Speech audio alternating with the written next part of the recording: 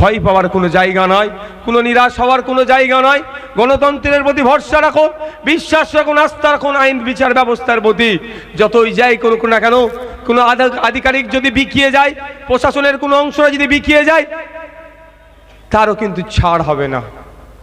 আমাদের কাছে সব নোটবন্দি হচ্ছে, কাকে কি করছে, কার খুনের মামলা কি করছে, কি কার নাম দিচ্ছে, সেই সময় কে কোথায় ছিল, সব আমাদের কাছে নোট করা আছে। মিথ্যা করে অহেতুকভাবে একাধিক মানুষের নামের খুনের মামলা জুড়ে দিচ্ছে, সেইগুলোও সময়ের সাথে সাথে আইনি প্রক্রিয়া এর বিচার করা হবে। আর আমরা প্রোগ্রাম করলেই শুধু বলছে বাইরে থেকে লোক নিয়েছে, প্রোগ্রাম করছে বাইরে থেকে, নওশাদ সিদ্দিকী নাকি লোক নিয়ে এসে অশান্তি পাকাচ্ছে। ভাই প্রশাসন তো তাদের হাতে, পুলিশ তো তাদের হাতে। আমি এই জায়গা থেকে চ্যালেঞ্জ করছি, এই নমিনেশন পর্ব শুরু হওয়া থেকে আজ পর্যন্ত ভাঙড়ের এন্ট্রি পয়েন্ট, ভাঙড়ের এক্সিট পয়েন্টের যে কটা ক্যামেরা লাগানো আছে, সিসিটিভি আছে, সেইগুলো জনসমক্ষে নিয়ে আসা হোক। যে সমস্ত ভাঙড়ে গাড়ি ঢুকেছে, গাড়ি বার হয়েছে, তার নাম্বার ধরে ধরে তাদের মালিকের কাছে যাওয়া হোক, যে তাদেরকে ভাড়া করে কারা নিয়ে এসেছে দেখতে পাবেন। কিন্তু এটা ভাঙড় বিধানসভা, তারপরও আমি সেখানে বলি না। হয়তো কিছু নেতৃত্বরা আসে, এসে বসে থাকে, কিন্তু লোক আনার কথা বলি না। কারণ আমি জানি আমার 1 নম্বরের জায়গায় আমার 1 নম্বরের লোক যথেষ্ট, 2 নম্বরের জায়গাতে আমার 2 নম্বরের লোক যথেষ্ট। আমাকে বাইরে থেকে লোক ভাড়া করে নিয়ে এসে মাঠ ভরাতে হবে না। আমি ভাঙড়বাসীর শান্তির জন্য, ভাঙড়বাসী যাতে ভালোভাবে থাকে সেই জন্য 14 তারিখ ছুটে গিয়েছিলাম। কোথায়? নবান্নে। অনেকে অনেক কথা বলেছে, কারণ কি মুক্ত বনি রাখবেন। হ্যালো,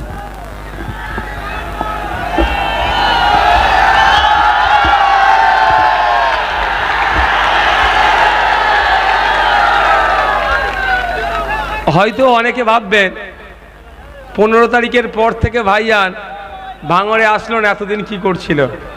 দুটো কথা, এতদিন বাইরেটা একটু গাওয়াচ্ছিলাম, আইনের লড়াইটা লড়ছিলাম, আর ভাঙড়ে আমাদের কটা নেতা তৈরি হলো সেটা আমি পরীক্ষা করছিলাম। দেখছিলাম আমাদের অঞ্চলের নেতৃত্বরা কতটা লড়াই দিতে পারে, আর আইনের লড়াইটা করছিলাম। আমি শুধু এখানে সবার পরিচয় করা সম্ভব হয়ে উঠবে না।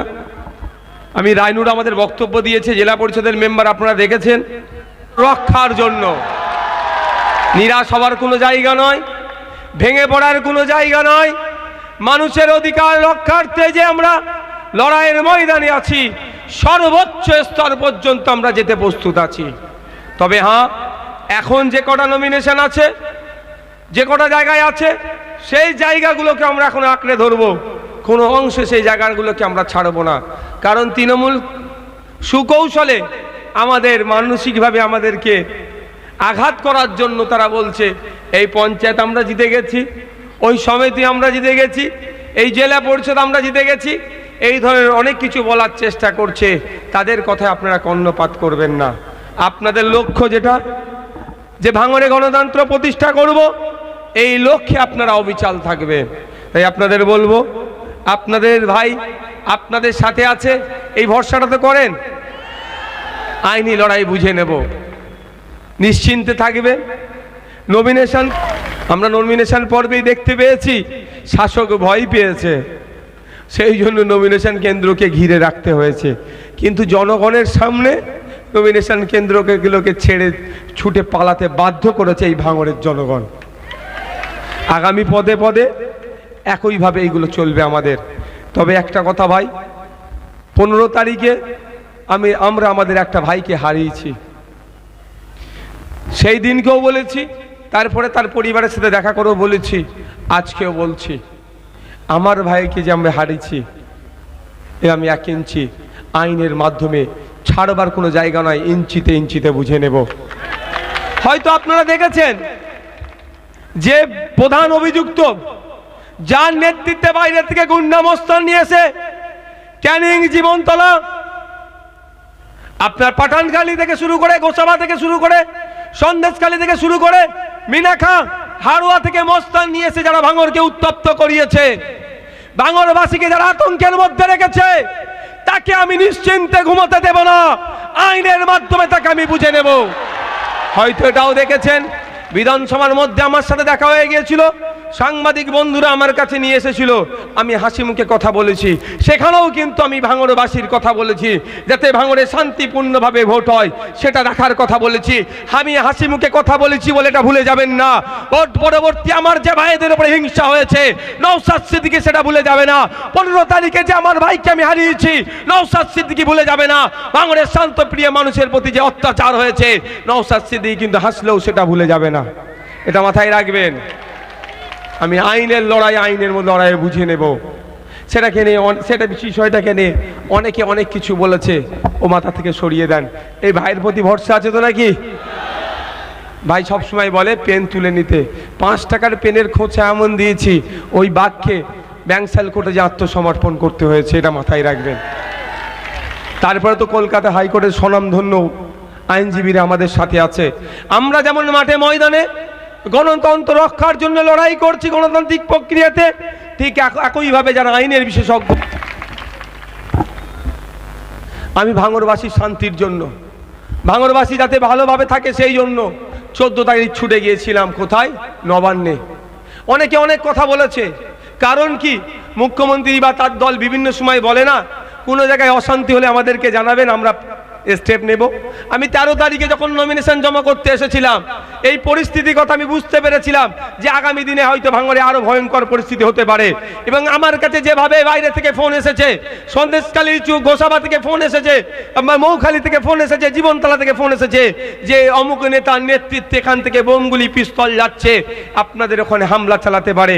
আমি দেখেছি ভাঙড়বাসী আক্রান্ত হতে পারে, ভাঙড়বাসী ক্ষতিগ্রস্ত হতে পারে, সেই জন্য ছুটে গিয়েছিলাম সেখানে জানাতে, যে ওখানে নেতাদের নাম বলতাম এবং তার কাছে আমি বলতাম যে ভাঙড়বাসীকে রক্ষা করুন। আপনি আমাদের অভিভাবিকা, আপনার কাছে প্রত্যেকটা বাংলার জনগণের দায়িত্ব আপনার হাতে আছে। আপনি ভাঙড় শহর সারা রাজ্যের মানুষ যাতে নির্বিঘ্নে নমিনেশন জমা করতে পারে তার দায়ভার আপনি তুলে নিন, তার দায়িত্ব আপনি নিন। আপনার দলের কর্মীদের কাছে বার্তা পাঠান, রাজ্যবাসীর কাছে বার্তা পাঠান, এই মর্মে ছুটে গিয়েছিলাম। কিন্তু দুঃখের বিষয়, শুভেন্দু অধিকারী মহাশয়ের সাথে চা খাওয়ার জন্য ইনার টাইম থাকে, গণতন্ত্রকে বাঁচানোর জন্য যখন নবান্নে ছুটে গিয়েছি, বিরোধী দলের বিধায়ককে 5 মিনিট তার টাইম হয় না। ইনি হচ্ছেন শোভন বাবু, কার সাথে পরকিয়া করেছেন বা যা করেছেন আমার দেখার দরকার নেই। তার সাথে কখন তারা লীলাই ব্যস্ত থাকে সেখানে টাইম দিতে পারেন, সেখানে তার অসুবিধা হয় না। বিজেপির মুখ্যমন্ত্রী, অসমের মুখ্যমন্ত্রীর সাথে 2 ঘন্টা ধরে চা খাওয়ার তার টাইম আছে, আর বাংলার স্বার্থে, ভাঙড়বাসীর স্বার্থে, শান্তির স্বার্থে তার কাছে ছুটে গিয়েছিলাম, তার 5 মিনিট টাইম হলো না। এরা ভাঙড়বাসীকে কি হিসাবে দেখে ভাই? ভাঙড়বাসীকে কি হিসাবে দেখে? খাতায় কলমে 77 না 75টা বিধায়ক তো বিজেপির আছে, কোন বিধানসভায় অবজারভার দিয়েছে এরা? শুধু ভাঙড়ে কেন দিল আর কাকে দিল? আমি বলছি ন্যাশনাল হিউম্যান রাইটস কমিশন যাকে নোটোরিয়াস ক্রিমিনাল বলেছে, তার হাতে ভাঙড়ের দায়িত্ব তুলে দিল। যা ভাঙড়বাসী ভোটের পরে 1.5 বছর 18 মাস মতো কোনো অশান্তি নেই, ঝামেলা নাই, ছোটখাটো হয়েছে, কোনো ব্যাপার নাই, নিজেদের মধ্যে মিটিয়ে নিয়েছে। যে রাজনৈতিক দল হোক না কেন, এটা ভালো লাগছিল না হয়তো, ভাঙড়বাসীর প্রাণ চাই, রক্ত চাই, এই জন্য তাকে দিল। আর তাকে দায়িত্ব নিয়ে তিনি দায়িত্ব নেওয়ার পর থেকেই ভাঙড় উত্তপ্ত হতে শুরু করলো, আর ভাঙড়ের বাসী ক্ষতিগ্রস্ত হয়ে তারা লাশ আমাদের বাড়িতে ফিরল। এই দায়িত্ব, এই দায়ভার মুখ্যমন্ত্রীকে নিতে হবে, অবজারভারকে নিতে হবে। এখন অনেকে ভাবছে অনেক কিছু সময় কথা বলবে, আইনি লড়াই আমরা চলছি। আগামীকাল আমাদের বেশ কিছু বিষয় আইনি লড়াই আছে কোর্টের মাধ্যমে। আমাদের আইনি লড়াই যেমন কোর্টে হবে, ঠিক একই প্রতি বছরে বছরে তাদের অডিট হবে। তাদের আইন বহির্ভূত যদি সম্পত্তি থাকে দেখতে পাই, তাহলে আমরা ভাঙড় থানায়, কাশীপুর থানায় তাদের বিরুদ্ধে লিখিত অভিযোগ করব। আমরা আইএসএফ কে দেখবো না, তাদের বিরুদ্ধে লিখিত অভিযোগ করে তাদেরকে থানা যাতে অ্যারেস্ট করে তার বন্দোবস্ত করব। বুঝতে পারছেন নাকি? 3000 টাকা মাইনে পায় একজন পঞ্চায়েতের সদস্য, সে স্করপিওর মালিক কোথা থেকে হচ্ছে ভাই? একটা অঞ্চলে 1 বছরে 5 থেকে 10 কোটি টাকা উন্নয়নের জন্য আসে, সেটা লুট হয়ে যাচ্ছে। যাতে আগামী দিনে না লুট হয়, জনগণের স্বচ্ছ দুর্নীতিমুক্ত আদর্শ পঞ্চায়েত গড়া যায়, সেই জন্য আমরা বদ্ধপরিকর। তাই আপনাদের বলবো, আপনাদের মূল্যবান ভোট আমাকে সুযোগ দিন। আপনারা সুযোগ দেবেন বলেই প্রস্তুত নিয়েছেন, এটা সরকারের কানে পৌঁছে গিয়েছে। সেই জন্য সরকার চাইছে যে বিভিন্ন কৌশল অবলম্বন করে আপনাদেরকে দেখে দেওয়া, আপনাদের কণ্ঠকে রোধ করার চেষ্টা করছে। ভাঙড়বাসী পথ দেখায়, তে আশা করব আগামী দিনেও পথ দেখাবে। ভাই কটা বাজে দেখো তো ভাই, আর 5 থেকে 7 মিনিট বক্তব্য দেবো, যে বক্তব্য শেষ করব। তাই আপনাদের প্রত্যেকের অনুরোধ করছি, আমরা আগামী দিনে ক্ষমতায় আনলে লোকাল বডির আমাদেরকে নিয়ে আসলে, আমাদেরকে সুযোগ দিলে আপনার এলাকায় কি উন্নয়ন হবে, কতটা উন্নয়ন হবে, আবাস যোজনা কে পাবে, 100 দিনের কাজ প্রকৃত কে পাবে, প্রকৃত বিধবা কার পাওয়ার দরকার, সবটাই আপনাদের হাতে ছেড়ে দেব। জনগণ বলবে, প্রধান উপপ্রধান মেম্বার চুপচাপ বসে থাকবে, গ্রাম সংসদ থেকে যে প্রস্তাবটা উঠে আসবে প্রধানকে করতে বাধ্য হবে, সেই সমাজ ব্যবস্থা আমরা আনবো। কোনো এসি ঘরে বসে প্রধানের বাড়িতে কোনো যোজনার লিস্ট হবে না। জনগণ গ্রাম সংসদের মাধ্যমে যে লিস্ট তৈরি করবে সেইটাই আমরা বাস্তবায়ন করব। আর হ্যাঁ, আমরা উন্নয়নের জন্য মানুষের জন্য কাজ করব।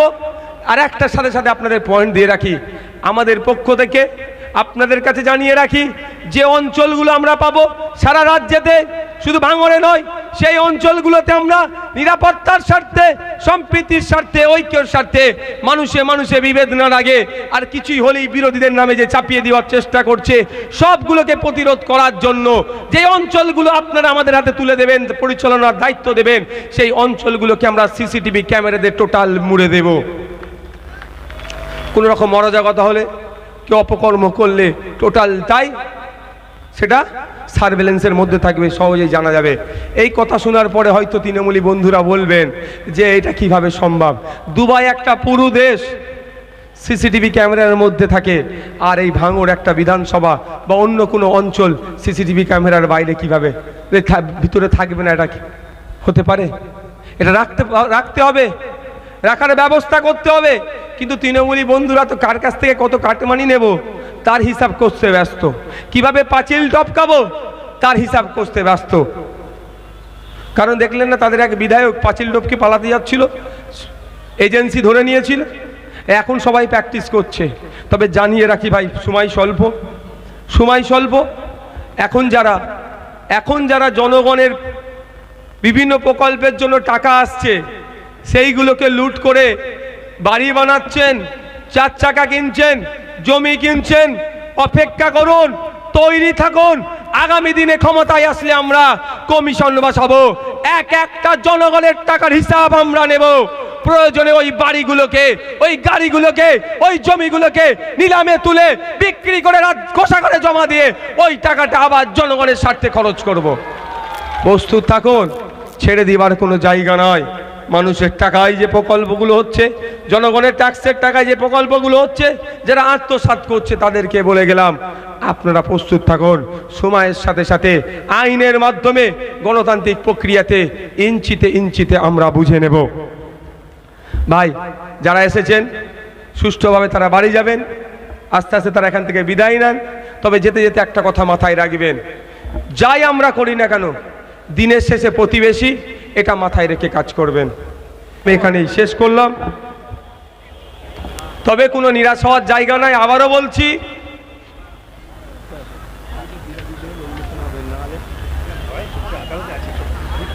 বলছি, লড়াইয়ে আছি আমরা, যেমন মাঠে ময়দানে আইনের লড়াইয়েও আছি। প্রয়োজনে আমরা সুপ্রিম কোর্টে যাব আমাদের অধিকার বুঝে নেওয়ার জন্য। কোনো ভয়, হতাশা, পিছিয়ে যাবার কোনো জায়গা নাই। ধন্যবাদ।